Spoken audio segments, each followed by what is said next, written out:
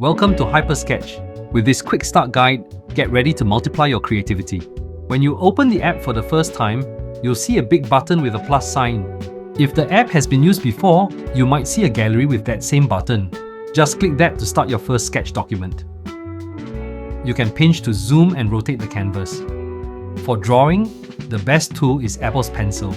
If you prefer to use a third-party stylus or wish to draw with your finger, simply tap the finger icon to activate finger drawing.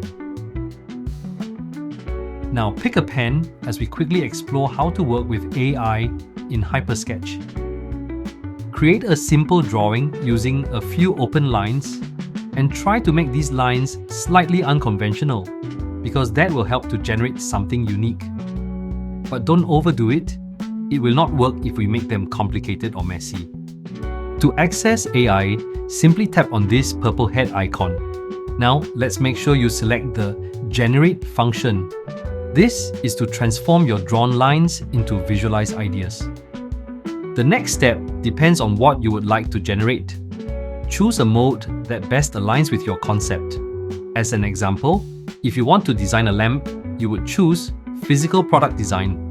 And for a chair, it would be the same. If you want to create cars, select Futuristic Vehicle Mode or Vehicle Design. If you want to create buildings, choose Architecture Exterior. Now, in this box, write a simple prompt with just one word. For example, lamp or chair, depending on what you want to create. Hit brainstorm and watch as AI generates ideas based on what you've sketched. See how the ideas are shaped by your drawing as AI tries to also create based on the mode and prompt you had given to it. And this is how easily and quickly you can begin using generative AI to brainstorm exciting designs for just about anything. See you in the next videos, where we'll dive deeper into advanced functions and tips on getting more creativity and control.